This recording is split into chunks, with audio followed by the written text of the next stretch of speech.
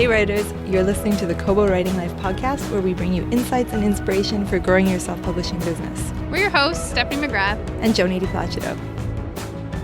For this episode, we talked to Tawdra Kandle, who is a USA Today bestselling romance author. She writes under 3 different pen names, and she talked to us a bit about how she came to find those pen names and which genres she's writing in. She's also the co-host of an Open Dialogue podcast, which she hosts with Violet Howe, who's also an indie author. Yeah, so it's a great chat, so please keep listening. Thank you, Tawdra, for joining us on the podcast today. Thank you for having me. Could you tell our listeners a bit about you? Okay, well, I have been a published author for nearly 8 years. I am about to release my 84th book. Wow. So yeah, it's been busy in 8 years. And I write romance. I write it under several different headings. I write contemporary mostly, but I also have a little bit of paranormal, some erotic romance, and I'm kind of branching off into romantic suspense and some cleaner, sweeter romance. So that's where I am right now. And I live in Florida. I have 4 children. I had to think about that for a minute. How many? And they're all grown. And I have one perfect, adorable, super intelligent granddaughter who, is just amazing. So yeah, that's been, and let's see, 5 cats, 2 dogs, and a husband. Yeah. And a husband who is a priest, actually. So yes. That makes our life interesting. That is interesting. Yeah.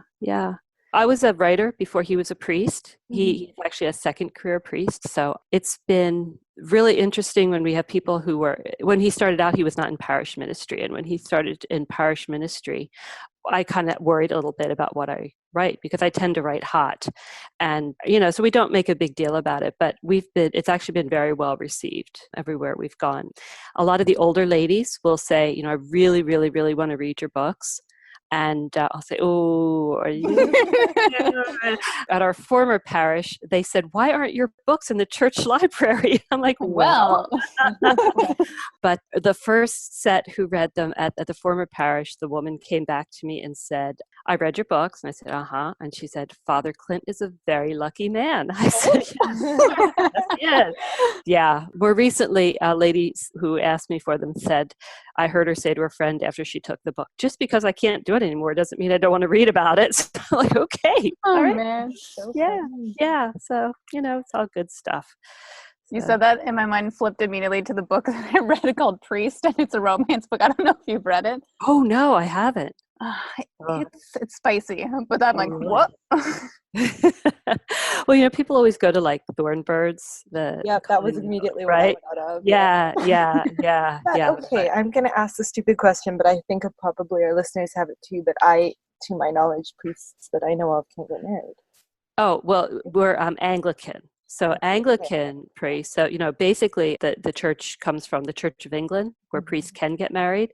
And so, yeah, that's no. Especially down here in Florida where we have a very heavily Latino population. If you say you're a priest and then you mention your wife, they're very shocked. So, yeah, no, that's a good question. It is. It's perfectly legit. We're out in the open, So I guess I'm wondering, were you always indie published or was that something you came to later on? I have always been indie published. I sought a traditional publishing route for a while. It's actually been about 11 years since I wrote my first book. So I did seek traditional publishing for a while. Had a lot of interest, had a lot of meetings and everything. And the last time I was in New York, which was about 9 years ago, an agent said to me, this indie publishing is never going to fly. Anybody who indie publishes will never, ever, ever have a traditional deal. So about 3 years later, I tweeted her back and said, how are you feeling about that now? And she was like, yeah. But indie publishing works well for me. I was hybrid for a while, and I just learned that I do better as an indie author. I play better by myself. I like to know the information. I like to know what I'm doing, and I like to be in charge. Are there any specific things that you ran into with your traditional publisher that you either maybe butted heads on or that you felt I could do this better myself? Yeah, promotion. I really wanted the numbers. And, in this world, promotion is really, really fast paced.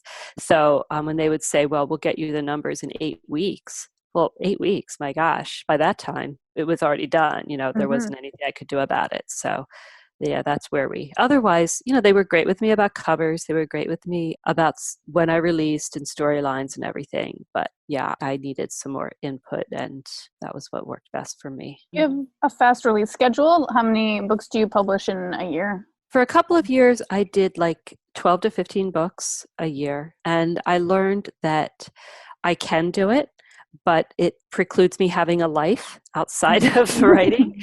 And so I've dropped that down to between probably 5 and 8 books a year. So I try to keep it a little bit quieter. It's just better for me. And I've realized that my readers were going, "Oh my gosh, we can't keep up. You're Oh, releasing so interesting. much." Yeah, yeah. They were like, we just can't keep up. And that was okay with me because I feel good about what I'm doing. I feel happy with my release schedule, and it's fun to have a little bit more of a life. You can't write if you don't have a life, because where are you getting that input from? Where are you getting the ideas from? Being out in the world. So Do you do any marketing with your backlist? I do. I try to make my backlist really pay for itself. And there's certain series that definitely do that. And, I love to play with the pricing, play with different promotion things. I have a big promotion going on right now. I've set a bunch of my first in series free for the last 2 months of the year. So, it's always a fun thing to kind of play with. I love to watch how it works, and it changes all the time. What worked 3 years ago doesn't work now, and what worked maybe 4 years ago does work again now. So it's a game. So And to yeah. that point, if you're using your backlist and you're experimenting with it, do you find yourself making changes or cover revamps or anything like that? Yeah, definitely, definitely. I've revamped on my first series of books. We're about to release that I'm changing over to the new one of the new pen names. This is, I think, the fifth cover revamp that we've done, just because over the years, they get dated. They really do. And I have another series that I'm moving around that we're completely redoing the covers. And I love those covers. The original covers I absolutely adored. And they're great in person. When you're at an event and people see them, inevitably people are like, "Oh my gosh, I love those covers." But again, they're dated. They're from like 6 years ago, or not even that, maybe 5, but still, it's time to change them up. So Yeah, I think we're going to see this more and more as people who were with the first wave of indie authors they have this huge backlist. So it's very useful to hear how you're making it work for you. yeah, you have to be flexible. You can't be so in love with something that you won't change it if it needs to be changed up. Do you look at sales like to figure out, you're like, what, I think this needs a revamp due to the sales numbers, or is it more like you can just see by looking at it? Yeah, well, it's a mixture, but yeah, I can definitely, there's certain series that pretty much sell well all the time. My football books, they tend to do well most of the time. My anti-Cinderella books, they tend to do pretty well, but they're all pretty active. They've all been an active release. I have a longer series that's Love in a Small Town, and I've changed those covers, I think, 3 times on all of those. And I actually just retitled a whole bunch of them too, to make them flow better in the series. So yeah, and you can tell the dip. It's really easy to see where it falls off. Okay, now you got to figure out why. And we were talking a little bit before we hit record about writing across multiple genres and using different pen names. Can you tell us a little bit about that? Well, when I started writing erotic romance, my husband was in parish ministry, and at that time I was trying to kind of keep that really, really super hot writing kind of over, off the grid. And so I did have a pen name for that. Just in branding and marketing lately, I've realized that it's hard when people see me as a contemporary author. They're surprised that I have paranormal. And if I have like a book bub for one of my paranormal books, it completely messes people up. They don't know, they're like, "Oh, wait, are you paranormal? Are you contemporary?" It's not that unusual to be both, especially if you started out when I did, because paranormal was huge in those days. But for me, it's easier to segment my readers and for them to understand who I am. So I decided, I'm not hiding it. It's not a secret. All the pen names have the same initial that I do. Tawdra is my real name. That is what I was born with, believe it or not. And Candle was for my husband. So then I have Tessa Kent is all my erotic romances under Tessa Kent. My paranormals are all being moved over to Tawdra Kandle. And then Tarolyn Carr will be my sweet romances, and TJ Cove will be the romantic suspense. So yeah, trying to keep track of them. That's, a little mind numbing. But my caveat when I talked to people and we decided to do this was that I will not have a separate newsletter for each one because that would make me crazy. I don't have separate websites. They have their own page on my website. And I do separate Facebook pages, but I don't try to hide it. I have one reader group. They know who I am. It's not a secret. It's really just for the ease of, so if somebody picks up a Tawdra Kandle, they know that it's paranormal. They know that they're not going to have, like erotic romance or something like that. So Is there much crossover between the genres? With my core readers, definitely. Yeah. My core readers, and I find a lot of what we call, like the rabid readers or the serious readers, they will read anything as long as it's a good story. They just want a good story. And I'm the same way. I'll read, I don't really like fantasy and I don't read much horror, but if it's a good story, I'll pick it up and I'll read it. So with my really, really serious readers, yeah, there's a lot of crossover. Anytime I release something, they'll read it. But there's people who really will only read paranormal. I go to events and they'll look and say, well, if you don't have paranormal, I really am not interested. So it's good for people to know. It's good for expectations that if they pick up something by an author's name, that they know what to expect. So. Do you find, I've heard other authors say that their readers want to stay within one heat level of erotic or sweet, and they don't like to venture outside of that, but it sounds like that might not be true in your experience. I have not released, I've not released a lot of sweet in a while because my first 4 books were YA, so they were very clean, very wholesome, And then I wrote my first adult contemporary romance. I was like, heck no, I'm not going back. No way. I think we are swinging back from, it would have been in probably about 2013, 2014. It was really, really hot. Like that was what people wanted to read, was they wanted all the details. They wanted pages and pages and pages of them. I'm seeing now that it's kind of swinging back the other way. They still want some heat, but maybe they don't want 10 scenes in a single book. It's kind of implied there. And I've pulled back just because for a lot of my stories, it doesn't need to have, 10 scenes. As far as people reading in between, I think that people who will read hot will go to sweet or clean, whatever. I know that there's different ways of describing it. If, again, the story carries it, I think it doesn't go so much the other way around. I think that if you're somebody who really, really loves sweet, wholesome romance, you probably are not going to go the other way. I don't think the door swings both ways. That makes sense. Yeah. I had a random question come to me, and you may not have an answer. This may be stupid. So I've noticed that a pen name for certain genres, the style is kind of the same, kind of erotic romance, like TS something. Is that an intentional thing, or does that just happen over time? People have noticed, is that something you thought about? I don't even remember where the erotic one came from. Kent was just like, okay, this is short, it's sweet, it's whatever. Because my own name is a little complicated, I tried to keep all my pen names pretty simple. For the romantic suspense, I definitely did choose the TJ Cove because it is a little bit less flowy and, romantic-y. I do think that there are styles of names that do go with different genres. So I don't think that is completely wrong. And Tessa to me just sounded, softer, maybe a little, yeah. So we'll see. Yeah. That's just something I've been noticing myself when I'm looking at books. James? Yeah. Erotica. That's true. Yeah. That's true. Yeah, that's very true. Yeah. I wondered, I thought that was more about being gender neutral, actually. J.K. I think maybe that's how it started, but now I'm not so sure. Yeah, I don't know. I think it depends on the genre. I wouldn't think that erotic would be so much on gender neutral, but yeah, it doesn't really make sense. Yeah, but I don't know. Maybe. Look for author names now.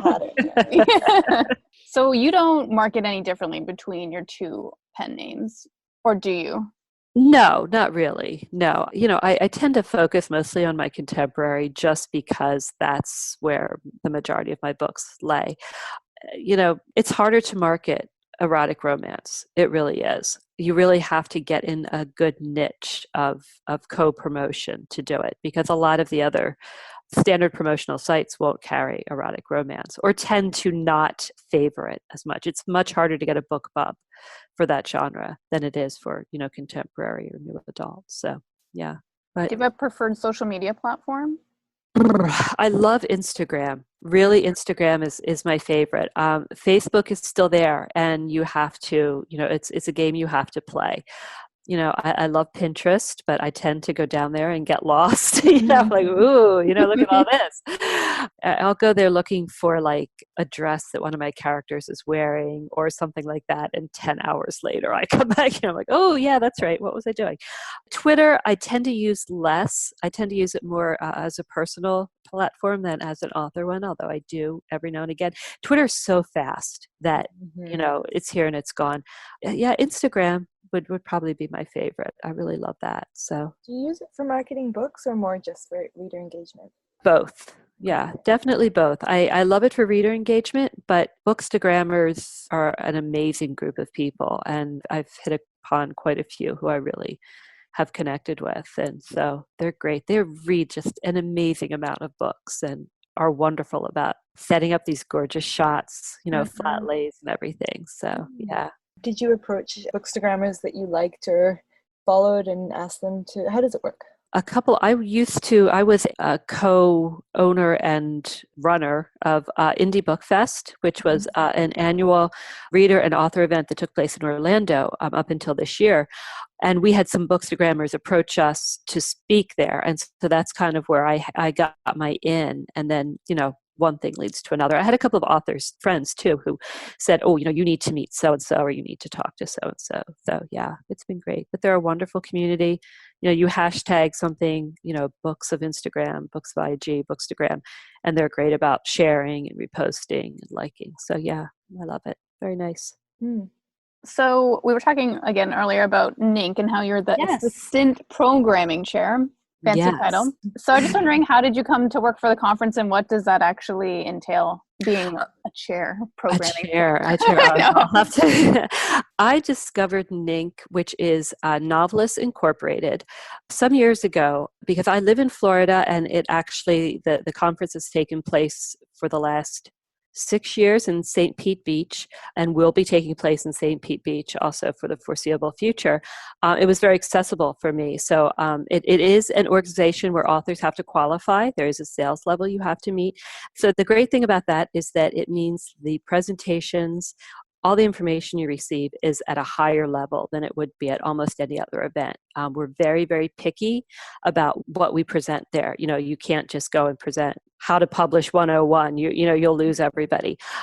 So I've been very involved as a volunteer for several years, and this year they were looking for, we kind of shook up the leadership, and we began kind of revamping it and making it easier to have follow through. So this year, the programming chair was the awesome Alyssa Day, and she then will be, in 2020, will be president, while I will step up to be programming chair, and Lisa Huey, who is another fabulous author, will be the assistant programming chair. So then we'll, segue through on with me being president and Lisa being programming chair. So we hope that continuity really is very helpful for NINC, that nobody has to reinvent the wheel.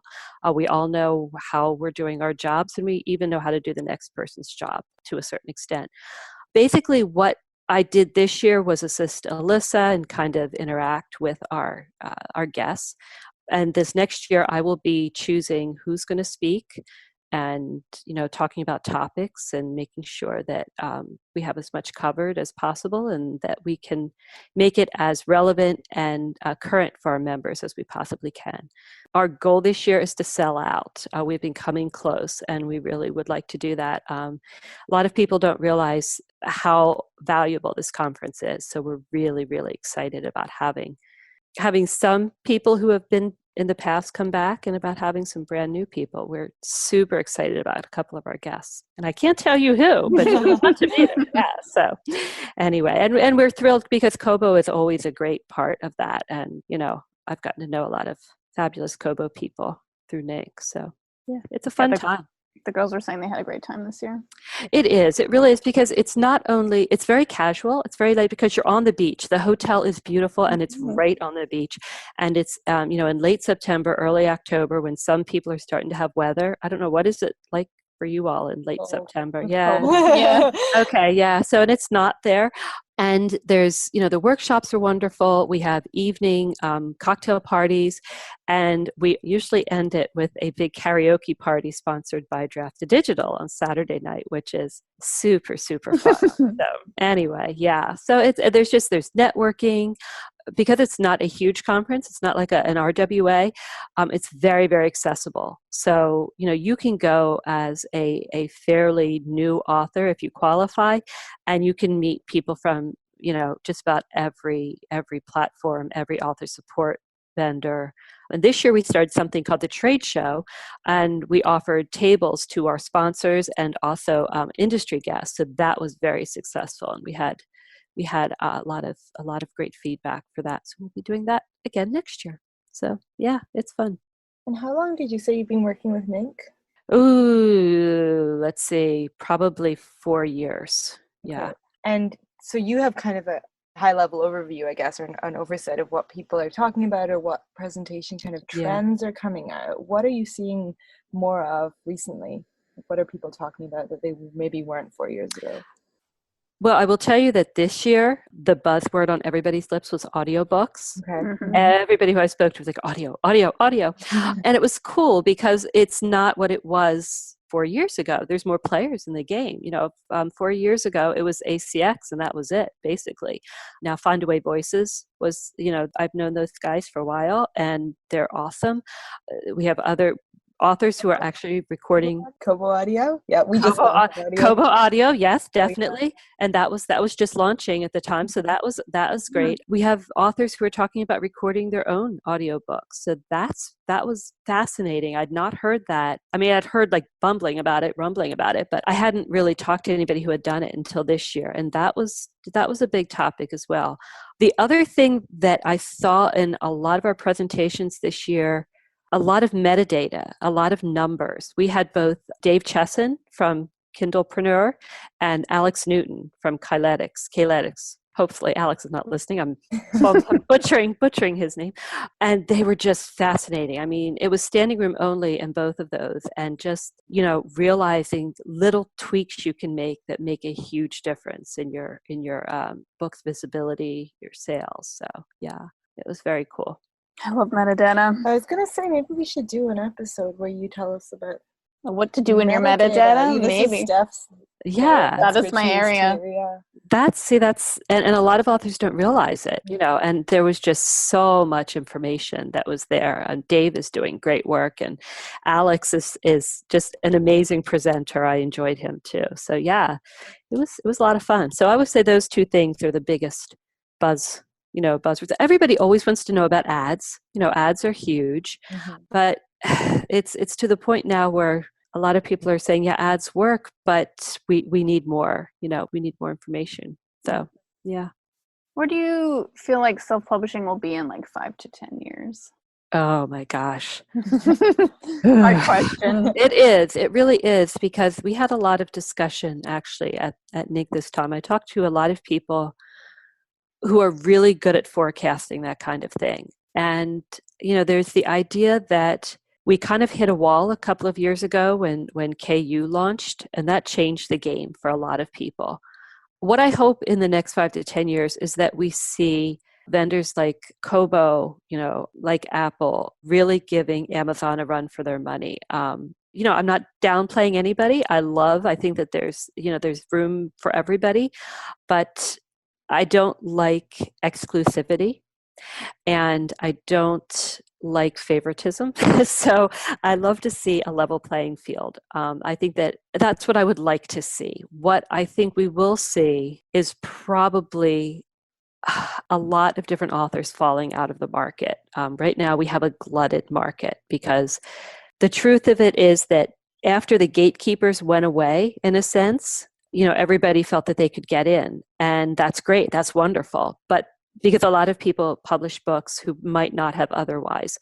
But there's a lot of people right now who are publishing who I don't think will be here in 5 to 10 years. And so it will be interesting to see how the market self-corrects in the wake of that. And I hope all of my favorites and all of my friends are still publishing, because there are some people who I'm like, oh my gosh, who have actually stopped publishing. And I'm so disappointed, because I love their writing, I love their books, but it's not an easy business to be in. And so, it takes a lot of stick-to-itiveness and a lot of guts and a lot of hard days. But it's also, for me, the most fun and fabulous business to be in. I can't imagine doing anything else.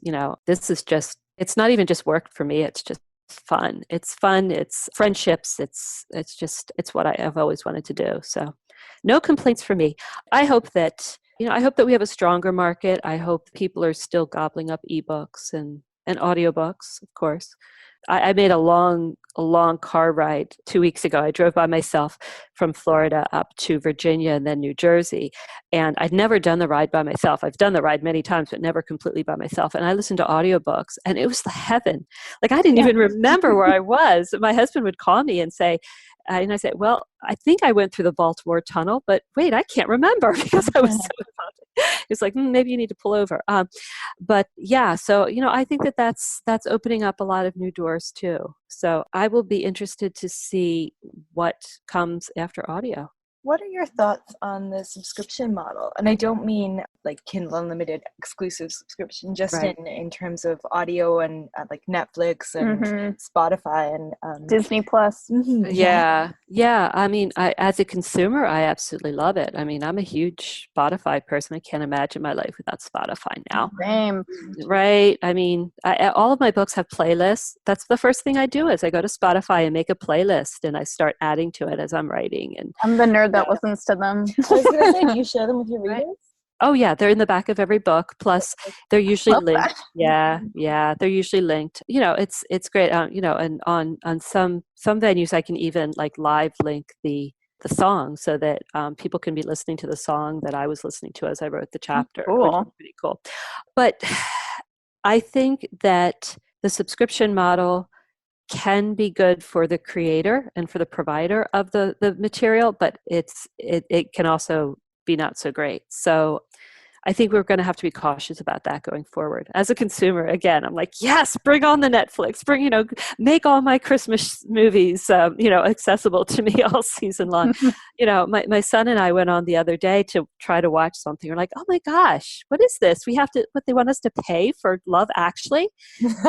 No, we're going to wait until it's on Netflix again. So yeah, so I'm probably a little bit hypocritical about that, that I love to use it, but and again, if it's not hurting the creator, I think it has potential to really be a great thing for authors. If it's done right, I think it can be a really positive thing. So we'll see. Yeah. And what has been the best thing that you've done for your writing business? Probably more recently, I take a lot more time to plan, and I'm a lot kinder to myself. When I started out in this business, if you wrote and released 3 books a year, it was like, yay, you. I mean, I look at my release schedule for the first couple of years, and I think, oh my gosh, what was I doing? What did I do with all that time? And then we got into like the flurry years, where they said, like, from 2014 to 2016, it was release release all the time. If you weren't releasing every 3 to 4 weeks, they're like, well, you're yesterday's news. And that is incredibly stressful. And it really does make it that you're not kind to yourself. You're not kind to your body. You're not kind to your family. At least I'm not. I'd be like, leave me alone. I'm writing. I was not a nice person. So I think really looking at the life that I have versus the life I want to lead, and being intentional about planning that, and really using tools to plan things out. I now do, a 2 to 3 year release schedule. I will mostly stick to it. Every now and again, something comes along and I write a book that I didn't plan to write, and I'm like, well, now this has to have sequels. And, there's 4 or 5 books, and that just throws everything out of the water. And if that works, that's great. Planned for it to have sequels. It ended up having 2 sequels and a couple of spinoffs. So, and that was great because it's been one of my most successful international books series. But I think it is important to realize this is a business. Creativity has to be nurtured, but we also have to remember that we are small business owners. And so one of the people who we had speak at NINC this year was Sarah Cannon. Are you guys familiar with her at all? Yes, she's awesome. The covers, I think they have little, are they kind of witchy cat covers? Yes. And she had a 3-week-old baby at the time that she was at NINC speaking, right? I mean, it was incredible. I was like, oh my gosh. Did she bring the baby? She did, yeah. They drove so that she could bring the baby. And she has a show on YouTube called Heart Breathings. So I'm giving her a big shout out because I loved it. She did presentations at NINC that were just so important to me and to a lot of other people who were there, because she really talked about the whys, the wherefores, how to plan smart, and how to be kinder to ourselves while we're doing it. So it was really, really interesting and very important. So that's probably that's her. I know, yeah. that's 3-week-old baby. That's amazing. I know, it really, she is. If you have a chance, check her out on YouTube, because she's amazing. She introduced me to a lot of new tools that I'm looking forward to. I have a book I'm finishing this week, and then I'm done for the year, and I'm like, December is all about the planning. And she does Kanban boards. You guys familiar with those? Okay, you got to look those up too. I was not either, but you got to look them up because they're very cool. And so it's just a way of planning, a quarterly planning. It's very cool. So I highly recommend them. Go on Pinterest. There's a lot of content. I love Pinterest. There are. You'll get stuck there. So yeah. And can you tell us a bit about your own podcast that you have with Violet? I do. Violet Howe, author Violet Howe, and I have a podcast called An Open Dialogue. She and I are friends in real life, and we decided that we're just so hysterical, we had to share us with the world. So we went on a road trip early last year to Lori Foster's Readers and Authors Get Together in Cincinnati. And Violet is not a road trip person, and I totally am. And so the podcast was kind of born out of that. We decided that our conversation never stopped, and it shouldn't. So yeah, so we cover current topics. We have interviews. We will cover things about books. We'll talk about author life. We'll talk about readers. We'll talk about just about anything. We have a varied topic schedule. So we'll talk about nonfiction books. We'll talk about what we're reading, hot heroes, just lifestyle things like getting through the holidays coming up. Yeah, so it's a lot of fun. We laugh a lot and we enjoy it. So it's been fun. It's called An Open Dialogue. It has a Facebook page. We are on Spotify, iTunes, Google, you name it. We're everywhere. So excellent. Everyone go and listen straight from here. Pop on over to there. That's right. Go on over, subscribe. So definitely do that. And do you listen to any podcasts? Do you have any favorite? I do. Well, I listen to y'all's, of course. And of course, yeah. I listen to Sarah